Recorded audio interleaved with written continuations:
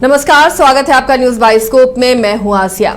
चुनावी तैयारियों में पार्टियां जुट चुकी हैं और एक से एक वायदे और लुभाने वायदे भी किए जा रहे हैं। सबके बीच में सबकी नजरें होती हैं पार्टी के घोषणा पत्र पर कि कौन पार्टी क्या वायदा कर रही है, क्या उसका मैनिफेस्टो है, किन मुद्दों के साथ वो चुनाव मैदान में वोट मांगने के लिए उतर रही है। तो उसी देखते हुए जनता तय करती है कि किसे सत्ता पर बिठाना है। आज बीजेपी ने अपना घोषणा पत्र, संक्षिप्त घोषणा पत्र इसे कह सकते हैं, इसे जारी किया है और कई आकर्षक वायदे हैं बीजेपी के इस घोषणा पत्र में। देखिए, आपको दिख भी सकता है युवा साथियों का ध्यान रखा गया है, सिलेंडर का ऑफर मिला है, गोगो दीदी योजना है, हर किसी को घर देने का वादा भी है। तो ऐसे कई बड़े बड़े वायदे इस घोषणा पत्र में है और आने वाले दिनों में और भी संपूर्ण घोषणा पत्र बीजेपी जारी करेगी।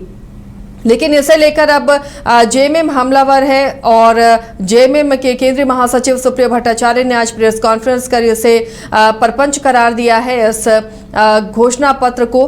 बहरहाल इस पर राजनीति तो होगी, लेकिन जो योजनाओं की बात पार्टियां कर रही हैं, कितना वो अमल में आती हैं, ये अलग बात है। हमारे सहयोगी मदन भी जुड़े हुए हैं, इस पर हम चर्चा करेंगे। मदन, बीजेपी ने आज अपना संक्षिप्त घोषणा पत्र जारी किया है। 5 वायदे, बड़े वायदे बीजेपी ने इस घोषणा पत्र में शामिल किए हैं। लगता है ऐसे वायदे, ऐसे घोषणा पत्र जो जारी किए जाते हैं पार्टियों की तरफ से, वो अमल में लाए जाते हैं या उनका मतदाताओं पर उतना असर होता है? देखिए, अब एक कंपटीशन शुरू हो चुकी है राजनीति में। पहले जो बेरोजगारी, महंगाई, करप्शन और लॉ एंड ऑर्डर की बातें की जाती थी, शिक्षा की व्यवस्था पर बात की जाती थी, स्वास्थ्य की सुविधा पर बात की जाती थी। अब जो इलेक्शन का मोड है वो अलग दिशा में है कि कौन सीधे जनता को कितना लाभ देने की वादे करते हैं। ये अब एक तरह से कंपटीशन शुरू है। देखिए, चुनाव का वक्त अब आने वाला है। ऐसे में जो वर्तमान सरकार है, उन्होंने पहले फैसला लिया, हेमंत सोरेन की सरकार ने, कि हम महिलाओं को सशक्त करने के लिए 1000 रुपये प्रति माह देंगे।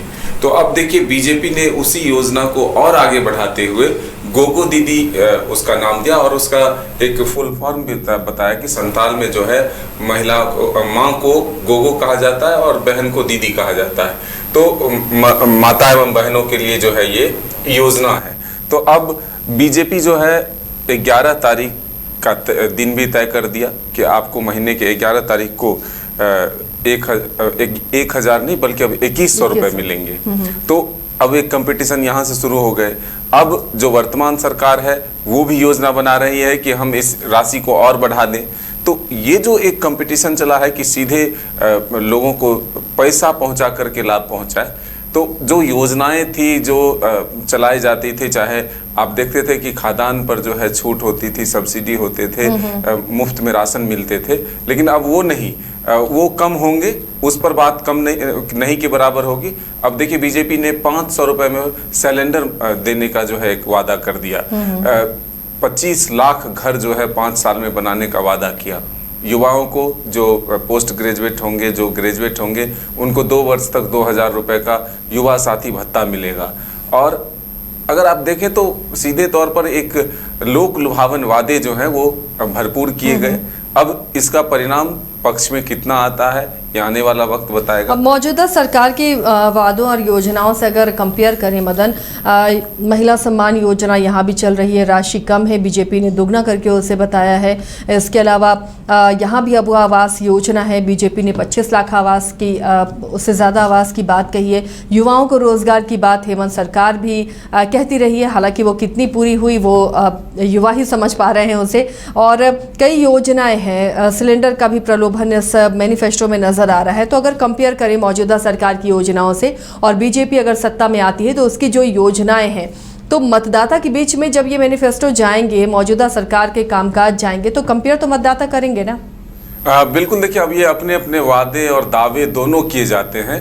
आज ही ये सवाल सामने लाए गए कि अब जब कंपटीशन जो है यही चला कि हम 1000 देंगे, वो 1000 देंगे, हम 2000 देंगे।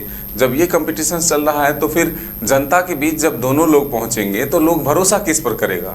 तब अब बीजेपी का ये पक्ष है कि बीजेपी गारंटी देती है, जो वादे करती है वो उसे पूरा करती है और डीएनए में है बीजेपी का। चाहे आप किसी भी राज्य के चुनाव को देख लें, अगर हमने जो वादा किया है उसे पूरा किया है। लेकिन जो वर्तमान सरकार है, पहले अपने वादों को ही देख लें, वो एक भी पूरा नहीं कर पाई तो आगे उनके वादों पर क्या भरोसा करेगा, ऐसा बीजेपी का आरोप है। देखिए, अब रोजगार पर भी बात आकर रुक गई है कि बीजेपी कह रही है कि अगर हमारी सरकार आती है तो 3 साल में हम 5 लाख लोगों को रोजगार देंगे, 2.5 लाख से अधिक जो रिक्तियां हैं सरकारी विभागों में उसे भरने की कोशिश करेंगे।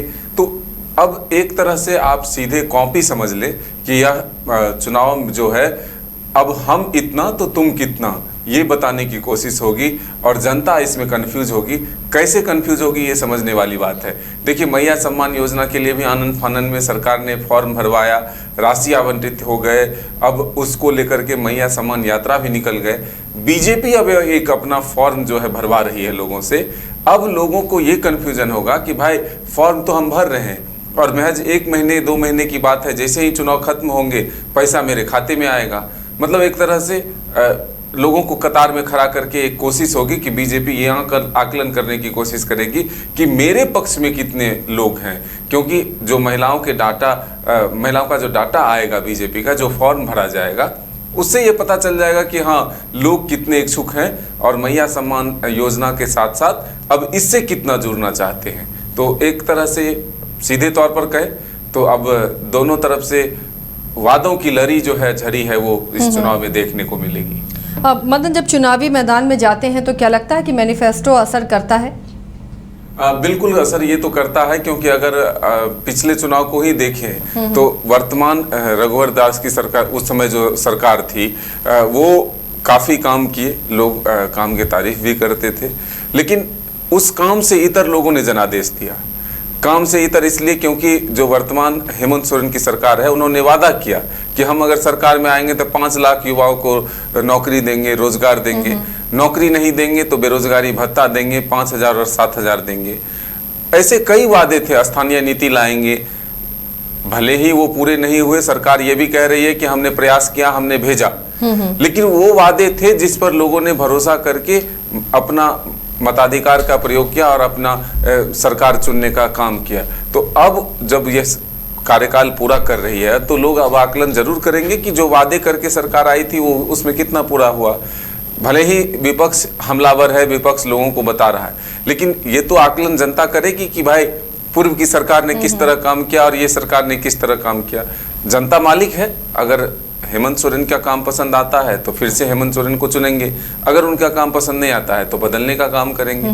तो अब दोनों तरफ से लेकिन जनता के बीच एक कंफ्यूजन पैदा करने की कोशिश जरूर होगी कि हम अगर आएंगे तो ये करेंगे, हम अगर आएंगे तो ये करेंगे। अब जनता भरोसा, लेकिन ये जो अभी 5 बड़े वचन हैं बीजेपी के, ये 5 वचन में कौन आपको मास्टर स्ट्रोक लग रहा है जो बीजेपी को सत्ता की कुर्सी दे सकता है?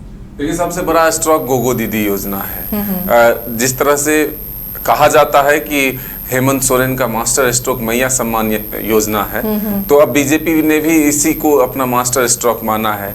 क्योंकि आप अगर देखें रोजगार की बात तो वो उतना बड़ा नहीं है, 5 साल में 5 लाख की बात उन्होंने 3 साल में किया है।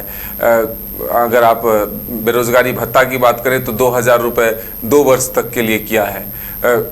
अगर आवास की बात करें तो 5 वर्ष में 25 लाख की बात किया है। तो ये सब जो है, गैस सब्सिडी की बात जो है, एक तरह से सब्सिडी नहीं बल्कि एक रेट फिक्स किया गया, 500 रुपये में सिलेंडर मिलेगा आपको और 2 त्योहार पर जो है मुफ्त मिलेंगे। तो ये जो कोशिश है, ये सब एक सामान्य कोशिश है, लेकिन सबसे बड़ा जो राशि भी खर्च होगा और जो वादा है, जो काट है मैया सम्मान योजना का, वो है गोगो दीदी योजना। अब इसका लोगों पर कितना असर पड़ता है, लोग इस वादे पर जो, और ये जो 5 वादे हैं, बहुत बड़े बड़े ये वादे हैं मदन, जो किसी को भी आकर्षित कर सकता है। अब इन वादों और इस मैनिफेस्टो को देखते हुए मौजूदा जो सत्ता पक्ष है उसे भी अपने मैनिफेस्टो में कुछ महत्वपूर्ण बातों को रखना अब ज़रूरी हो गया है। बिल्कुल। देखिए, बीजेपी का एक मैनिफेस्टो और आएगा जिसमें कि 150 वादे होंगे, तो वो वादे क्या होंगे ये आने वाला वक्त बताएगा। लेकिन जरूर ये है कि सत्ता पक्ष भी अब इसी से इतर या इससे एक कदम और आगे बढ़ा करके कुछ योजनाओं का लाभ ऐसा देने का वादा करेगी जो लोगों को लगे कि नहीं, हेमंत सोरेन की सरकार आएगी तो और फायदा होगा, और फिर इससे सरकार को चुनने का काम करेगी। तो इसलिए वादे चुनाव से पहले वादों की झड़ी जो है वो लगती है और जनता इसी में से चुनती है कि कौन वादा मेरे पक्ष में है, कौन वादा मेरे भलाई के लिए है, कौन वादों से हमारा कल्याण हो सकता है, और उसी सरकार को चुनने का काम करती है। चलिए, तो जनता भले ही मैनिफेस्टो को देख के लुभावने ये लगे, लेकिन फिर भी जनता जानती है कि वायदे हैं, वायदों का क्या। कई वायदे करती हैं पार्टियां, लेकिन जब सत्ता पर आती हैं तो पूरे नहीं हो पाते। बहरहाल अभी तो चुनाव होने हैं, दोनों खेमों से अभी तरह तरह के वायदे, मैनिफेस्टो और लोक लुभावने सपने दिखाए जाएंगे, लेकिन धरातल पर वो कितने उतरते हैं इसका इंतज़ार हम सभी को रहेगा। शुक्रिया मदन इस तमाम जानकारी के लिए।